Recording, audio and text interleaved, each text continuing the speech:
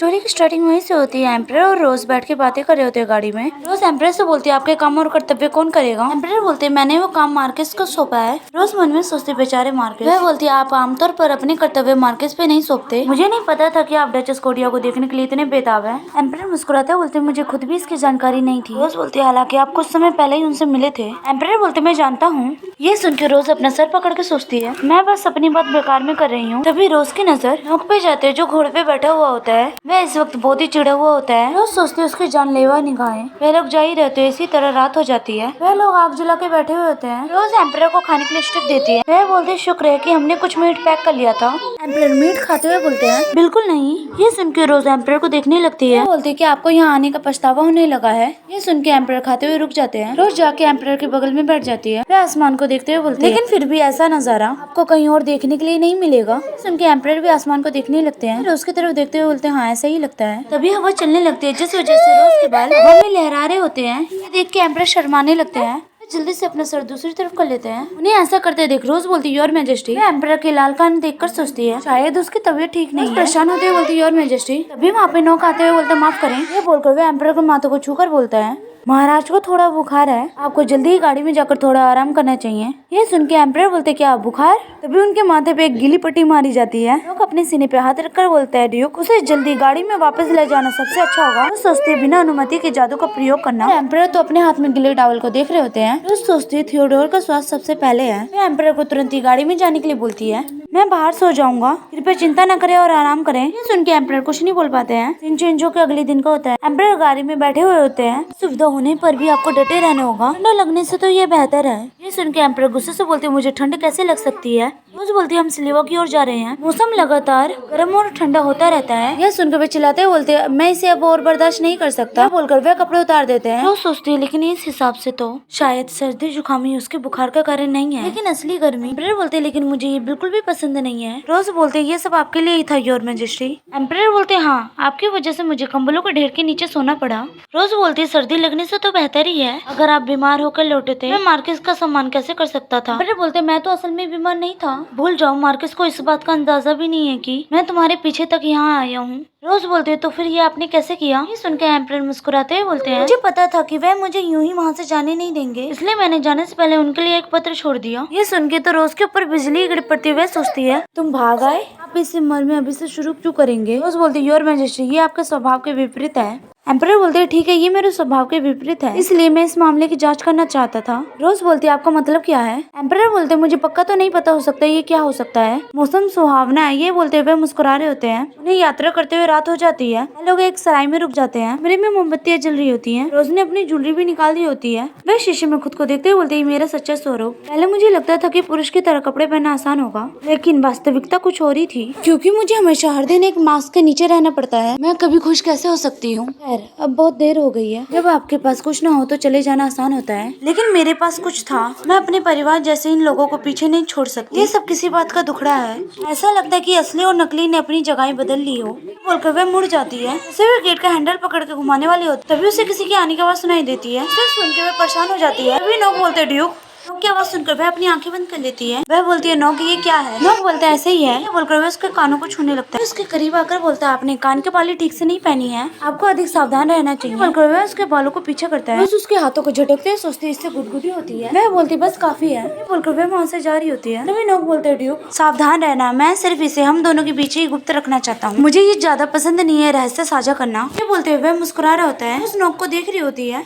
नोक रोज के बालों में हाथ डालते हुए बोलता है मुझे बहुत ज्यादा जलन होती है लेकिन भावनाएं अभी भी मेरे लिए मुश्किल बनी हुई है इसलिए मैं और अधिक जानकारी जुटाने के बारे में सोच रहा हूँ। हमारे लिए मेरे मन में जो भावनाएं हैं वह आखिर है क्या। रोज भी उसकी बातें सुन रही होती है लेकिन कुछ नहीं बोलती है। सीन जो कि डाइनिंग टेबल का होता है। रोज गुस्से से बोलती मैं और नहीं खा सकती। ये सुन के नोक और एम्परर हैरान हो जाते हैं और वह रोज को देखने लगते हैं लेकिन फिर वह आपस में एक दूसरे को घूरने लगते हैं। सोचती मुझे खिलाने के लिए इतने बेताब क्यों हैं और वह इतने एक दूसरे से नाराज क्यों हैं। रोज कुर्सी से खड़े होते हुए बोलती अब मैं चलती हूँ। नोक बोलता मुझे अपने साथ जाने दीजिए। रोज गुस्से से बोलती मेरे पीछे मत करना मैं तुरंत सोने के लिए अपने कमरे में जा रहा हूँ। यह बोलकर वह अपने कमरे में आ जाती है। अपने बैग में से एक किताब निकालती है जो अनडेड के बारे में थी। वह किताब पढ़ते हुए बोलती है नेक्रोमेंसर की क्षमताओं पर निर्भर करता है, काल पर अपना नियंत्रण क्षेत्र बदलता रहता है। उदाहरण के लिए प्राचीन जादूगर, ऐसा माना जाता है कि उन्होंने सोचने वाला ढांचा तैयार किया। रोज को किताब पढ़ते हुए नींद आने लगती है। हम देखते हैं कॉरिडोर में कोई अपने कमरे से बाहर निकलता है, रोज के कमरे की तरफ बढ़ने लगता है, उसके कमरे के सामने आके खड़ा हो जाता है। वह दरवाजे पे नॉक करने वाला होता है, तभी नॉक बोलता है, आप ड्यूक के कमरे के सामने क्या कर रही है योर मैजेस्टी।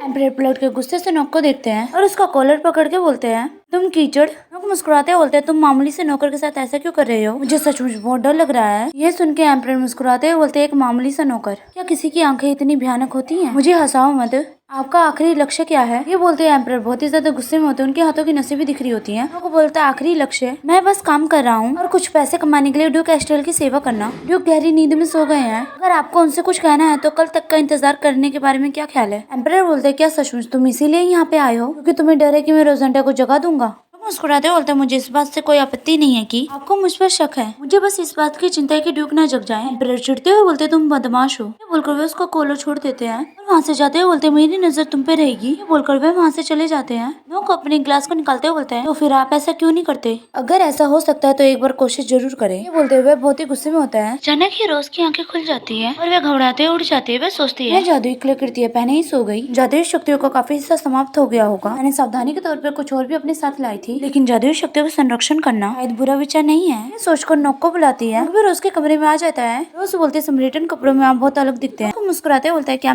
अब मैं एक अलग इंसान जैसा दिखता हूँ? रोज बोलती है, बिल्कुल नहीं। इसे ज्वेलरी का बॉक्स बढ़ाते हुए बोलती है, नोक मुझे तुमसे कुछ काम कराना है, आप इन पर जादू फिर से सक्रिय कर सकते हैं। क्या आप इसे ही कहते हैं छूना? ये सुन के रोज को समझ नहीं आता कि नोक किस बारे में बोल रहा है। नोक ज्वेलरी बॉक्स को लेकर मुस्कुराते हुए बोलता है, अपने इन चीजों की जिम्मेदारी मुझ पर सौंपी, ये बात मेरे लिए मायने रखती है। इसका मतलब ये होना चाहिए कि मैंने एक और कदम आगे बढ़ा लिया है आपकी ओर। ये बोलकर वह ज्वेलरी बॉक्स पे जादू कर देता है और रोज को दे देता है। रोज बोलती है, मुझे तुम्हारी आंखों के भाव असहज लगते हैं। नोक बोलते हैं, क्या ऐसा है? वह बोलते हैं, चलिए देखते हैं। यह बोलकर वह ज्वेलरी को देखते हुए सोचती है, विश्वास नहीं हो रहा कि उसने इतनी जल्दी खत्म कर दिया। यूं को कम से कम आधा दिन तो लगा ही होगा। तभी नोक रोज के सामने बैठकर बोलता है, ड्यूक। रोज बोलती है, तुम क्या कर रहे हो? नोक बोलता है, सम्राट ने कल आपके कमरे में आने की कोशिश की। फिर उसका हाथ पकड़ते हुए आगे बोलता, हालात बेहद ही खराब हो सकते थे। वह उसका हाथ अपने सर पे रखते हुए आगे बोलता है, मैंने उसे अंदर आने से रोक दिया। रोज सोचते, क्या वह प्रशंसा की कामना कर रहा है? हाँ, वो दिखने में थोड़ा प्यारा लगता है। नोक बोलता है, मैंने देखा कि तुम उस औरत को प्यार से सहला रही थी। रोज सोचते, शायद वह विवियन के बारे में बात कर रहा होगा। वह बोलती है, अच्छा। यह बोलकर वह उसके सर को सहलाने लगती है, जिससे नोक खुश हो जाता है। रोज अपना हाथ हटाते हुए नोक से बोलती है, अगर ये थोड़े छोटे होते तो बेहतर होंगे। नोक रोज को देखने लगता है। रोज बोलती है, बस काफी है, क्या हम जाने के लिए तैयार हैं? नोक वहाँ से जाते बोलता है, हमें घोड़े पे सवार होकर जाना होगा। मैंने अस्तबल से सारे घोड़े बाहर निकाल लिए हैं। रोज नोक को देखते हुए बोलते, शाबाश, तो चलिए शुरू करते हैं। इसी तरह वह तीनों घोड़े पे सवार होकर जाने लगते हैं। रोज थोड़ी देर के लिए आराम करने के लिए बोलती है। एम्परर भी मान जाते हैं। वह लोग एक जगह आराम करने लगते हैं। नोक बोलते हैं, क्या बहुत थक गए हैं? ये बोलकर वह उन्हें पानी पीने के लिए देता है। रोज पसीना पोंछते हुए बोलती है, इस गर्मी से मेरा दिमाग खराब हो रहा है। तभी वो नोक को देखकर सोचते, क्या उसने जादू इस्तेमाल किया था? वह बिल्कुल ठीक लग रहा है, क्योंकि नोक बिल्कुल भी थका हुआ नहीं लग रहा होता है। तभी एम्परर बोलते हैं, ये तरीका काम नहीं करेगा। फिर रोज की नजर एम्परर पर जाती है, जिन्होंने अपनी टी शर्ट खोली होती है। वह बोलते हैं, कुछ समय के लिए मुझे माफ कीजिए। एम्परर को ऐसा करता देखकर रोज के मुंह से पानी निकल जाता है। वह बोलती है, आपका शरीर काफी अच्छा है। और वह मन में सोचती, बिल्कुल फालतू। एम्परर बोलते हैं, ओह। लेकिन तभी वह शांत हो जाते हैं, क्योंकि उन दोनों के बीच का माहौल बहुत ही अजीब हो गया होता है। विनोक बोलते हुए रोज कुछ बोल पाती, इससे पहले ही उसके मुंह पर गीला कपड़ा दे मारता है, जिस वजह से रोज हैरान हो जाते हैं और वह गुस्से में बोलती, क्या? नोक हंसते हुए बोलता है, ऐसा लग रहा था जैसे तुम्हारी आंखों में कुछ चला गया हो। रोज नोक की बातें सुन के घबरा गई होती है। 2 दिन बाद का होता है। एम्परर खुश होकर बोलते हैं, ये तो यही है। वे लोग स्लीवा पहुंच चुके होते हैं। उस गेट के सामने एक औरत खड़ी होती है। वह इन तीनों को देखकर चिल्लाते बोलते, यहीं पे रुक जाओ। रोज बोलते, मैं यहाँ इसलिए आया हूँ क्योंकि डचेस कोडिया ने मुझे आमंत्रित किया था। ये बोलकर वह उसे अपने नेम प्लेट दिखा देता है, जिसे देखकर वह लड़की शांत हो जाती है। वह बोलते, एक खोपड़ी और कोहरा, मैं आपको डचेस कोडिया के पास ले चलूंगी, आप अपने घोड़े को यहीं छोड़ सकते हैं। और वह एम्परर को देखते बोलते, अगर आप उन्हें घर के अंदर लाएंगे तो वह जगुआरों का भोजन बन जाएंगे। एम्परर बोलते, हमें उन्हें कहाँ छोड़ना चाहिए? सुनकर वह लड़की उन्हें गुस्से से देखने लगती है और उनकी तरफ देखते हुए बोलते, एक आदमी के लिए आपका लहजा बहुत ही रुखा है। यह सुन के एम्परर चिढ़ते बोलते, क्या सिर्फ आपके लिए? तभी एम्परर को कोई हाथ पकड़ लेता है। एम्परर जल्दी से पलट कर देखते हैं। रोज होती है। वह बोलती है, मैं किसी भी तरह की गड़बड़ से बचने की उम्मीद कर रहा था। ये सुन के एम्परर शांत हो जाते हैं और वह बोलते हैं, ठीक है। एम्परर के शांत होने की वजह से रोज भी खुश हो जाती है। लड़की बोलती है, इस तरफ। रोज सोचती, स्लीवा बाकी दुनिया से कितना कटा हुआ है। ये पता नहीं होना चाहिए कि थियोडोर एक सम्राट है। वह लोग इसी तरह आगे बढ़ रहे होते हैं। तभी एम्परर किसी चीज को देख के हैरान हो जाते हैं। देखते हुए एक चीता होता है, लड़की उस चीते को सहला रही होती है। उन तीनों को देखकर वह चीता भी ग्राउल करता है।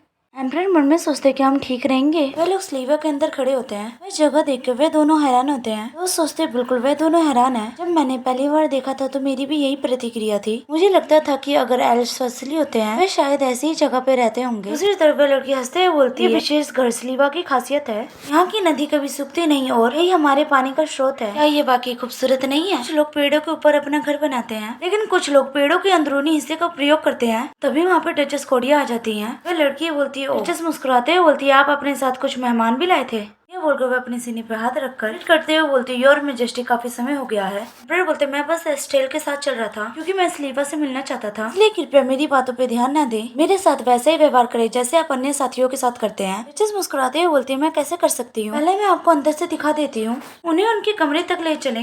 सुनने के बाद कुछ लोग नॉक के सामने आ जाते हैं। उस नॉक को उनके पीछे जाने के लिए बोलती है। डचेस मुस्कुराते हुए बोलती है, मैंने कभी कल्पना भी नहीं की थी आप योर मेजेस्टी को इस तरह लाएंगे। उस मन में सोचती क्या वह परेशान है। वह भले ही खुद को मेरा साथी कहे लेकिन वह अभी भी सम्राट है। उसे ऐसा महसूस हो सकता है कि उस पर नजर रखी जा रही है। डचेस बोलती है, इन दोनों में से कौन सा सही है? इसको समझ ही नहीं आता डचेस किस बारे में बोल रही है। बोलती है, क्षमा करें। डचेस बोलते हैं, मैं आपको खुद आपके कमरे तक ले जाऊंगी। रोज बोलती है, ठीक है। डचेस बोलती है, इनमें ज्यादा बदलाव नहीं आया है ना? रोज मुस्कुराते बोलती है, नहीं ये बिल्कुल वैसा है जैसे मुझे याद है। रोज डचेस के पीछे जा रही होती है। तभी वो डचेस से पूछती है, आपने इसे इतना आकर्षक कैसे बनाया? डचेस रोज की तरफ देखते हुए बोलती है, हमारे यहाँ लैबिडोस नामक एक पौधा है, इसमें आकड़ का प्रयोग लकड़ी को टीशनिंग और संरक्षित करने के लिए किया जाता है। रोज बोलते मैंने लैबिडोस के बारे में पहले कभी नहीं सुना। डचेस बोलती क्योंकि ये एक रहस्य है, हमने इसका नाम बदलकर कुछ और रख दिया और इसे कोटिंग एजेंट के रूप में बेचे। रोज मन में सोचते कि उसे ये रहस्य मेरे साथ साझा करने चाहिए। डचेस मुस्कुराते हुए बोलते, मुझे विश्वास है कि आप हमारे रहस्य को सुरक्षित रखेंगे। आप किसी से बेहतर जानते हैं कि राज रखना कितना जरूरी है। रोज सोचते जब हम पहली बार मिले थे तब उसने ऐसा व्यवहार किया जैसे वह मेरे बारे में कुछ नहीं जानती हो। क्या उसे मेरे रहस्य के बारे में पता हो सकता है? डचेस ने रोज को उसके कमरे में ले आई होती है। किसी को पहरा देने के लिए नहीं कहूंगी, अगर आपको असहज लगता है तो। रोज को थोड़ा आराम करने के लिए बोलकर वहाँ से चली जाती है। इस वक्त कमरे में सिर्फ रोज होती है। तभी उसे बाहर से चिल्लाने की आवाज आती है। कोई बोलता मुझे जाने दो, कोई बोलता है आप ऐसा नहीं कर सकते हैं वरना तुम्हें माँ बहन से डांट पड़ेगी। छोटे बच्चे चिल्लाते बोलते मुझे बिल्कुल भी डर नहीं लगता, जब मैं थोड़ी और बड़ी हो जाऊंगी मैं उसे बाहर निकाल दूंगी और उत्तराधिकारी की कुर्सी पे बैठ जाऊंगी।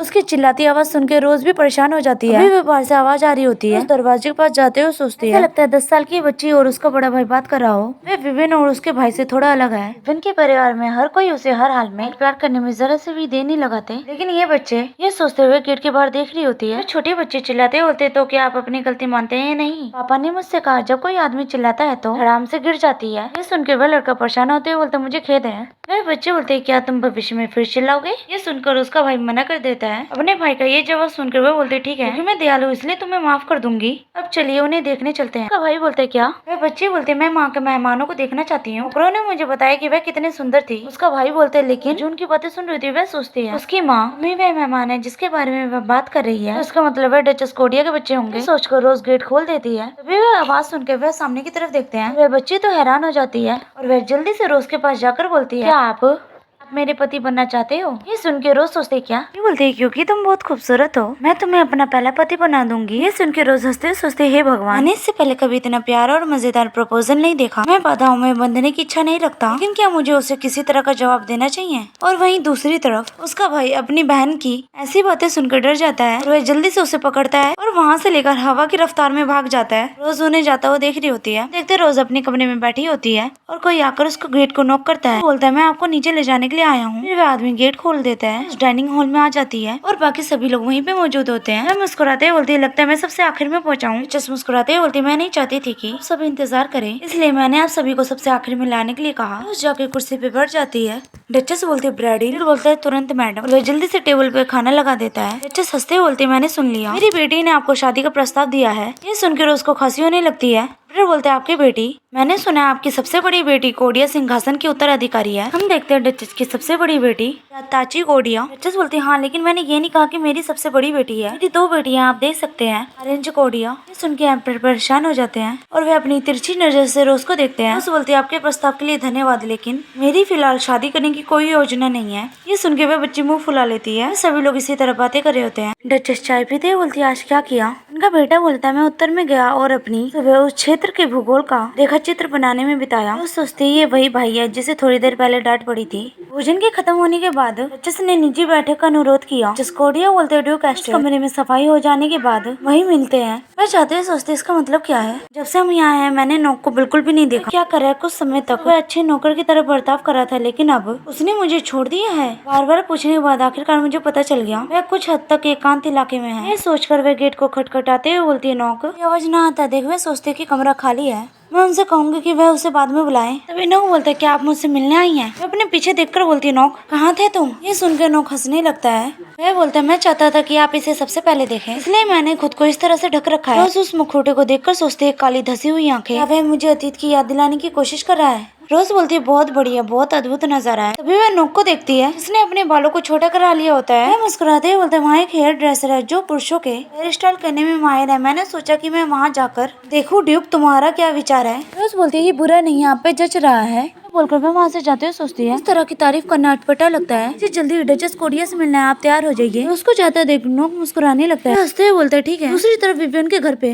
कोई बोलता है आप नहीं कर सकते। यूरा बोलती क्यों नहीं? हाईप्रीस्ट बोलते संत जैसा कि मैंने आपको बताया था योर मेजेस्टी की तबीयत ठीक नहीं है और उन्होंने आदेश दिया है कि मार्कस मैरीगोल्ड के अलावा किसी को भी अंदर आने की अनुमति नहीं है। तभी योरा की नजर विवियन के फादर पे जाती है। वह चिल्लाते हुए बोलती है मार्कस। जब विवियन के फादर योरा को देखते हैं सोचते हैं सेंटस। वह बोलते हैं आप दोनों यहाँ पे क्यों आए हैं? योरा हंसते हुए बोलती है सर मेरी दिक्कत के लिए माफ करें, लेकिन क्या मैं आपके साथ अंदर जा सकती हूँ? यह सुनने के बाद योरा के फादर को कुछ होने लगता है। ऐसा लग रहा था वह होश में नहीं है। वह बोलते हाँ, लेकिन तभी अचानक वह होश में आ जाते हुए सोचते हैं मैं अभी क्या कह रहा हूँ? दुर्भाग्यवश इस समय मुमकिन नहीं होगा और मजिस्ट्रेट को जरूर बताऊंगा कि आप यहाँ आए थे। माफ करें मुझे कुछ जरूरी काम है। ये बोलकर वह वहाँ से चले जाते हैं। योरा गुस्से से अपने होठों को काट रही होती है। वह बोलती है कॉर्नेटल मुझे इस तरह का व्यवहार क्यों सहना पड़ रहा है? तुमने तो मुझे ऐसा जताया जैसे तुम मुझे पूरी दुनिया दे दोगे जब मैं पहली बार यहाँ आई थी।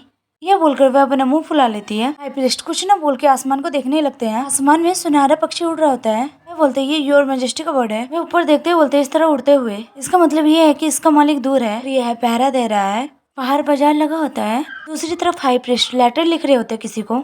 वह लिखते हैं ड्यूक और सम्राट दोनों ने अपना पद छोड़ दिया है। ड्यूक एस्टेल का महल इस समय खाली माना जा रहा है। वह अपना लिखना खत्म कर बाहर निकल जाते हैं। उनकी नजर एक आदमी पर जाती है। वह उनके पैसे की कटोरी को देखते हैं और उसमें सोने का सिक्का डाल देते हैं। यह देख के वह आदमी हैरान हो जाता है। वह सर झुका के बोलते हैं हे भगवान धन्यवाद आपका सर। इसका काम यहीं पे खत्म करते हैं। हम देखते हैं उस आदमी के हाथ में सोने के सिक्के के साथ जानकारी वाला कागज भी होता है। चेंज होकर रोज की तरफ होता है। वह डचेस से मिलने जा रही होती है नोक के साथ। लड़का सर झुका के बोलता है डचेस कोडिया आपका अंदर इंतजार कर रही है और बोलता है बाहर वाले को अंदर जाने की अनुमति नहीं है। यह सुन के रोज नोक को बाहर इंतजार करने के लिए बोलती है। नोक बोलता है ठीक है। उसके बाद रोज कमरे के अंदर चली जाती है। वह डचेस कोडिया के पास जा रही होती है तभी उसकी नजर फोटो फ्रेम पे पड़ती है। उसमें उसकी माँ की भी तस्वीर होती है। डचेस बोलती है हाँ ये रूम जेना का है। मैं हमेशा से आपको एक बार ये कमरा दिखाना चाहती थी। सोचते ये कमरा बिल्कुल बेदाग है। मैं ये बता सकती हूँ कि देखभाल कई वर्षों से की जा रही है। इससे ऐसा महसूस होता है यहाँ मौजूद हर चीज मुझे बता रही हो कि उनकी दोस्ती कितनी खास थी। रोज बोलती है धन्यवाद मुझे दिखाने के लिए। डचेस बोलती है बिल्कुल नहीं। ये बोलकर वह उसके चेहरे पे हाथ रखती है। रोज डचेस का हाथ पकड़ लेती है। डचेस बोलती है मैं ही वो व्यक्ति हूँ जो आभारी है यहाँ आने के लिए धन्यवाद रोज। अपना नाम सुन के रोज हैरान होकर बोलती कैसे? डचेस बोलती है रोज वेरोनिका मैंने मुझे एक पत्र भेजा। उसने मुझे बताया कि उसने एक खूबसूरत बेटी को जन्म दिया और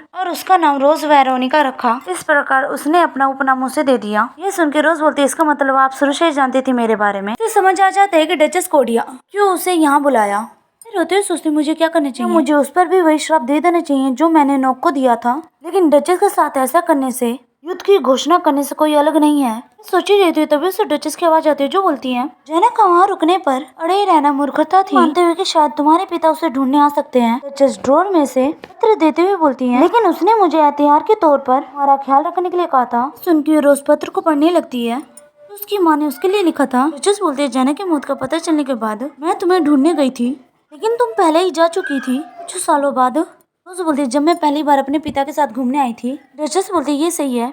ये बोलकर वह गुस्से से अपनी आंख बंद कर और वह गुस्सा करते हुए बोलते हुए सड़ा हुआ कलीगो वह जैसे ही क्लैप करती हैं बेल का पेड़ ऊपर आ जाता है। वह सोचते ये है डचेस की स्पेशल पावर। डचेस बोलती है रोज मेरा मतलब है ड्यूक एस्ट्रेल। हेलो। रोज बोलती है ये क्या है? रोज उसे खोल कर देखते हुए एक मैप होता है। डचेस बोलती है उस सामग्री को प्राप्त करने के लिए आपको खुद ही वहाँ होना होगा। हम चंद्रमा की कब्र में प्रवेश करने में असमर्थ हैं। मैं आपके साथ किसी को भेजूंगी कल सुबह, पर मुझसे मिले। अगली सुबह उनके सामने डचस का बेटा खड़ा होता है। वह घबराते हुए बोलता है, हेलो, मेरा नाम आर्फ कोडिया है। डचस बोलती है, वह शर्मीला लग सकता है, लेकिन जब बात आती है तो वह सबसे बड़े बेटे के बराबर है। रोज बोलती है, तो मुझे लगता है कि हम 3 होंगे। आर्फ बोलता है, मैं भी आपके साथ शामिल हो जाऊंगा। रोज बोलती है, योर मैजेस्टी, क्या आपको यहाँ कोई काम नहीं करना है? एम्परर बोलते, मुझे यहाँ एक ही काम करना है, वो है आपका पीछा। रोज सोचते, थियोडोर के हट के आगे कोई जीत नहीं सकता। वह बोलते, जी हाँ योर मैजेस्टी। नोक बोलता है, क्या हमें उसे ले जाना होगा? नोक को रोज के इतने करीब देखकर एम्परर गुस्से में आग बबूला हो रहे होते हैं। रोज बोलती है, मुझे लगता है कि हम 4 लोग हो गए, मुझे खेद है, लेकिन क्या मैं आपसे परिवहन के अतिरिक्त साधन उपलब्ध कराने का अनुरोध कर सकता हूँ? हम देखते हैं एम्परर और नोक एक दूसरे को घूरने में व्यस्त होते हैं। डचस बोलती है, इसकी जरूरत नहीं है, एक अकेला जानवर 4 लोगों को ले जाने में कोई दिक्कत नहीं होनी चाहिए। रोज सोचते अकेला जानवर। तभी वहाँ पे ब्लैक कलर का पाइथन आ जाता है। आरफ बोलता है, मैंने इसे खुद ही पाला है। डचस बोलती है, परिवहन का साधन है जो आपको उस जगह ले जाएगा। वह बोलती है, आरफ बोलता है, हाँ माँ। उसके बाद वह पाइथन के ऊपर हाथ रखता है और वह पाइथन के ऊपर बैठते हुए बोलता है, अब से मैं तुम्हें रास्ता दिखाऊंगा। रोज सोचते है, क्या हम ठीक रहेंगे? सभी लोग वहाँ से निकल जाते हैं। पाइथन बहुत ही तेजी से दौड़ रहा होता है। आरफ बोलता है, हम पहुँच गए, यह है चंद्रमा की कब्र। रोज सोचते ये पैरों के माचू जैसा दिखता है। सभी लोग उतर रहे होते हैं। आरफ बोलते हैं, हमें यहाँ से पैदल जाना होगा, मैं आपको रास्ता दिखाऊंगा, चिंता मत करो, इसे पार करना सुरक्षित है, यह जितना दिखता है उससे कई अधिक मजबूत है। यह सुन के सभी लोग लकड़ी के पुल पे चलने लगते हैं। रोज सोचते ऐसा लग रहा है कि यह किसी भी पल गिर जाएगा। रोज नीचे की तरफ देख ही रही होती है। अचानक ही पुल हिलने लगता है, इस वजह से उसके हाथ से रस्सी छूट जाती है और वह पीछे की तरफ गिरने लगती है। ये देख के एम्परर और नोक घबरा जाते हैं। वे दोनों चिल्लाते हुए बोलते, रोजेंटा ड्यूक। लेकिन तभी रोज के चारों ओर हवा फैल जाती है। रोज सोचती ये हवा, ये तो नोक का मैजिक है। एम्परर रोज को पकड़ते हुए बोलते, क्या तुम ठीक हो? आपको अधिक सावधान रहना चाहिए। रोज नोक की तरफ देखते हुए बोलती, हाँ मैं ठीक हूँ। वह सोचती पुल हिलने के कारण मैं पीछे की ओर गिर गई, ऐसा नहीं था कि मैं पुल से गिर जाऊंगी। रोज बोलती, तुम्हारी मदद के लिए शुक्रिया। नोक रोज को देख रहा होता है लेकिन कुछ नहीं बोलता है। वह चारों चंद्रमा की कब्र के पास पहुंच गए होते हैं। तभी रोज का ध्यान एक गहरे गड्ढे पे जाता है। आरफ बोलता है, मैं आपको इससे और अधिक दूर नहीं ले जा सकता। रोज बोलती, हाँ मुझे पता है। एम्परर बोलते, पकड़ना, क्या आपको इस अभियान का नेतृत्व नहीं करना चाहिए? सुन के आरफ घबरा जाता है। वह बोलता है, मैं हूँ, लेकिन मैं कब्रिस्तान के परिसर में प्रवेश करने में असमर्थ हूँ, यह प्रतिबंधित क्षेत्र है। वह ये बोल ही रहा था, लेकिन उसके चारों तरफ बेल उसे लपेट रही होती है। वह चिल्लाते हुए बोलते, मैं नहीं जा सकता। रोज बोलती, योर मैजेस्टी, हम उन्हें यहीं छोड़ रहे हैं। डचस कोडिया ने मुझे पहले इस बारे में बताया था। यह वह इलाका है जहाँ उन लोगों को प्रवेश करने की मनाही है। एम्परर बोलते, क्या हम सीधे अंदर जा सकते हैं? आरफ बोलते, हाँ। एम्परर बोलते, हम अंदर जा रहे हैं। आरफ बोलते, खैर योर मैजेस्टी, आपको और मुझे यहीं पे रहना होगा। रोज बोलती, क्यों? आरफ बोलते, खैर क्योंकि योर मैजेस्टी सूर्य है, उनके पास स्वर्णिमा प्रकाश की पवित्र शक्ति है और ये चंद्रमा की कब्र है, चांद और सूरज का मिलन नहीं हो सकता, ये बहुत खतरनाक होगा। रोज को आरिफ की बातें समझ नहीं आ रही होती है, लेकिन असल में वह यही कह रहा है कि ये थियोडोर के लिए बहुत ही खतरनाक होगा। एम्परर बोलते, मैं उनके साथ शामिल हो जाऊंगा। रोज सोचती है, मैंने थियोडोर को उसकी मर्जी चलाने दी और अपने साथ यहाँ तक आने दिया, लेकिन अगर उसकी सुरक्षा खतरे में है तो मुझे दखल देना होगा। वह बोलती है, नहीं योर मैजेस्टी, आप ऐसा नहीं कर सकते। हे भगवान कोडिया, जो कुछ भी होगा उसकी जिम्मेदारी मैं लूंगा, कृपया माँ महिम को भी वही व्यवहार प्राप्त करने की अनुमति दे। उसे समझ आ जाता है कि रोज क्या बोल रही है। वह बोलता, ओ, यह बोलकर वह एम्परर को बेल से बांध देता है। ये देखकर वह चिल्लाते हुए बोलते, क्या दुनिया में क्या है? रोज सोचते, किसे पता था कि मैं अंत में शराब का इस्तेमाल करूंगी। मैंने यहाँ के गुप्त कमरे में रखी एक किताब से सीखा। वह अपना मैजिक यूज करते हुए बोलती है, निषेध। इस वजह से उन चारों के बीच में एक घेरा बन जाता है। उसके पैरों के नीचे से पर्पल फ्लेम निकल रही होती है। वह चिल्लाते हुए बोलते, रोजेंटा, लेकिन रोज नोक को पकड़ते हुए बोलती है, हम वापिस आएंगे। यह बोलकर वह उस गड्ढे में कूद जाते हैं। उसने अपनी आंखें बंद कर रखी होती है और नोक रोज को देख के मुस्कुरा रहा होता है। नोक रोज को पीछे हटने के लिए बोलती है। चारों तरफ देखते हुए बोलती है, यहाँ बहुत अंधेरा है। बोलता, अब हम दोनों ही बचे हैं। बोलती, ऐसा लगता है नोक किसी तरह की टॉर्च अच्छी रहेगी। सुनकर वह पीछे की तरफ देखता है, करता है जिस वजह से मशालों में आग लगने लगती है एक एक करके। तभी रोज की नजर सामने पड़े काल के ढांचों पे जाते हुए बोलती है, सचमुच एक कब्र है। हाँ, ये बिल्कुल वैसे जैसे दिखता है। वे सोचते ये किसी हॉरर दृश्य जैसा लग रहा है। लोग बोलते हैं, फिर भी ये जगह आपके लिए काफी अच्छी साबित हो सकती है, आपके पास काम करने के लिए बहुत सारी सामग्री है। रोज बोलती है, मुझे सामग्री शब्द बिल्कुल भी पसंद नहीं है, लेकिन मैं सहमत हूँ, ये मेरे लिए वाकई में एक शानदार खोज है। मैं सोचती इतना ही नहीं, ये प्राचीन कंकाल है, वह अपनी अपार ऊर्जा के लिए जाने जाते हैं, लेकिन मैं इन सभी कंकालों को वापस कैसे ले जाऊंगी? उसको सोच में गुम देखकर मुस्कुराने लगता है। वह रोज के कंधे को पकड़ते हुए बोलता है, कुछ मदद की जरूरत है।